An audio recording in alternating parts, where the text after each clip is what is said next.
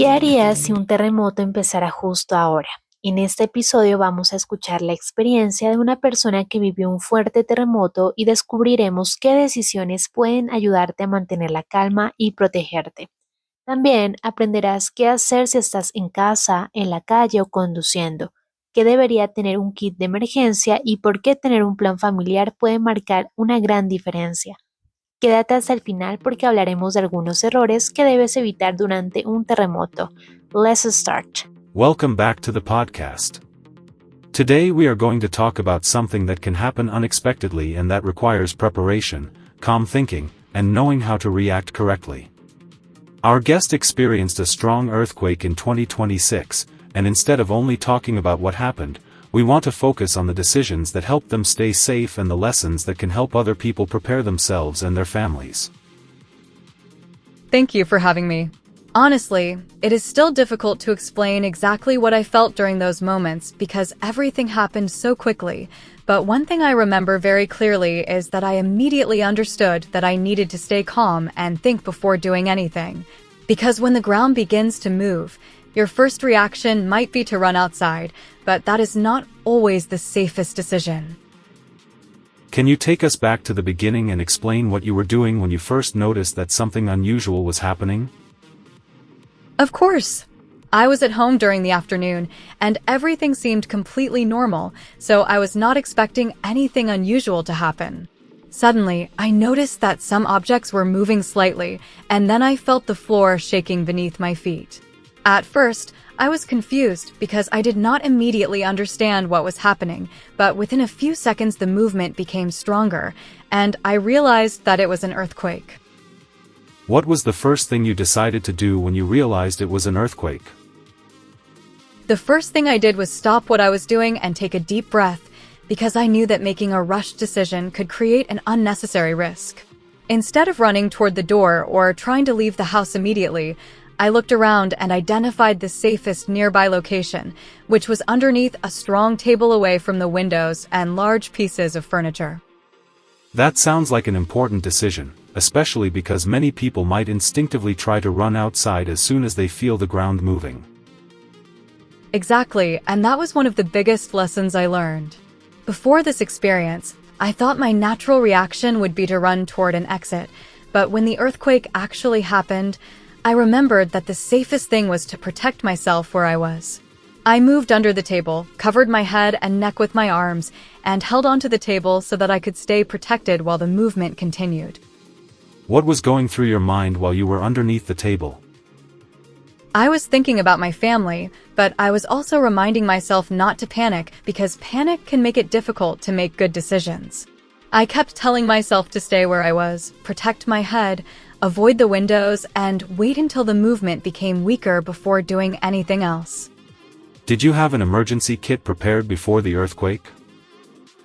Yes, and after this experience, I realized how useful that preparation was. I had a small emergency backpack with water, basic food, a flashlight, extra batteries, a first aid kit, important documents, a portable phone charger, and a few personal items. Before the earthquake, I thought the backpack was simply something good to have, but afterward I understood why emergency preparation is so important. What advice would you give to someone who does not have an emergency kit yet? I would recommend starting with simple things instead of thinking that you need to buy everything at once.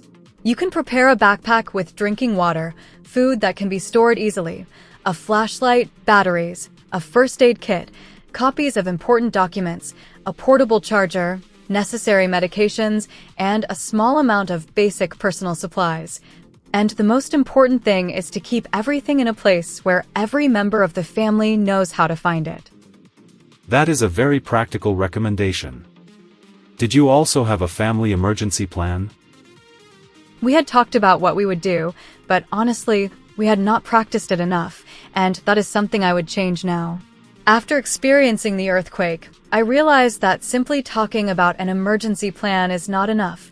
Families should actually practice it, decide where they will meet, identify safe areas inside the home, know how to communicate, and make sure that children understand the plan in a simple and calm way.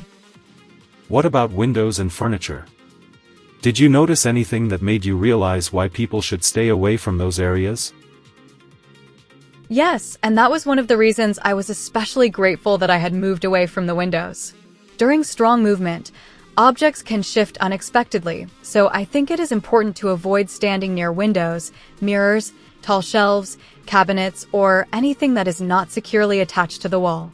Because choosing a safer position before the situation becomes stronger can give you an important advantage. What should someone do if they are inside a house or apartment when an earthquake begins? If you are indoors, I would recommend staying indoors while the shaking continues, moving away from windows and objects that could fall, getting underneath a sturdy table or desk if one is nearby, protecting your head and neck, and holding on until the movement stops. The important thing is not to rush towards stairs or elevators while everything is moving, because staying calm and protecting yourself should be the priority. And what if someone is outside when the earthquake begins? If you are already outside, move toward an open area and stay away from buildings, windows, power lines, poles, trees, signs, and other structures that could become unsafe during strong movement.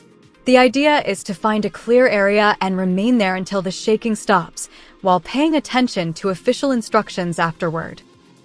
What about someone who is driving? If you are driving when an earthquake begins, reduce your speed carefully and look for a safe place to stop, preferably away from bridges, tunnels, large buildings, power lines, and other structures. Once you have stopped, remain inside the vehicle until the movement ends and listen for official information before deciding what to do next. After the shaking stopped, what did you do? I did not immediately rush outside. I stayed still for a moment, took another deep breath, and listened carefully to what was happening around me. Then I checked my surroundings, put on appropriate shoes, took my emergency backpack, and followed the plan that we had discussed as a family. Did you check your phone? Of course, but I tried not to use it unnecessarily. I checked for official information and contacted my family to let them know that I was okay. I think this is another important lesson because during an emergency, communication systems can become very busy, so it is better to send short and necessary messages instead of making many calls when they are not essential. What would you recommend people do after an earthquake? I would recommend staying alert because additional movement can occur, following instructions from local authorities, checking your surroundings carefully, avoiding damaged buildings, and helping other people when you can do so safely. It is also important not to return to a building simply because everything looks quiet from the outside. If authorities recommend staying away, it is better to follow that guidance. You mentioned earlier that children should also know what to do. How can parents teach them without making them afraid? I think the best approach is to teach children through simple practice instead of frightening conversations. Parents can explain that earthquakes are natural events and that the family has a plan to stay safe, and then they can practice simple actions such as getting under a strong table, protecting their head and neck, staying away from windows, and knowing where the family will meet afterward. What is one mistake you think people should avoid during an earthquake? I think one of the biggest mistakes is allowing panic to control your decisions. When people become frightened, they may run without looking around, push toward exits, use elevators, or move toward areas that are actually less safe. So learning the correct procedure beforehand gives you something simple to remember when your emotions are high. If you could go back before the earthquake happened, what would you prepare differently? I would practice our emergency plan more often, secure some furniture more carefully, check the expiration dates of the supplies in our emergency backpack, make sure everyone in the family knows where the flashlight and important documents are located, and review the official emergency recommendations for our area, because preparation is not something you do once and then forget about. It should be checked and updated from time to time. After everything you experienced, has your opinion about emergency preparation changed? Definitely. Before the earthquake, I thought preparation was something that could wait because there was always something else to do, but now I understand that preparation is actually a simple way of taking care of yourself and the people around you. You do not need to live worried or afraid. You simply need to know what to do, have a few basic supplies ready, and practice your plan so that your response can be calmer and more organized. What final message would you like to give to everyone listening today? My final message is simple. Do not wait for an earthquake to happen before learning how to respond. Talk to your family today. Choose safe areas inside your home. Prepare an emergency backpack. Practice what you would do. Keep important information available and learn the recommendations provided by the emergency authorities in your community. Being prepared does not mean expecting something bad to happen. It means giving yourself the knowledge and tools to respond calmly if an unexpected situation occurs. Thank you so much for sharing your experience and for giving us such practical recommendations. I think the biggest lesson from your story is that preparation can give people confidence and help them make better decisions during a stressful situation. Thank you for inviting me.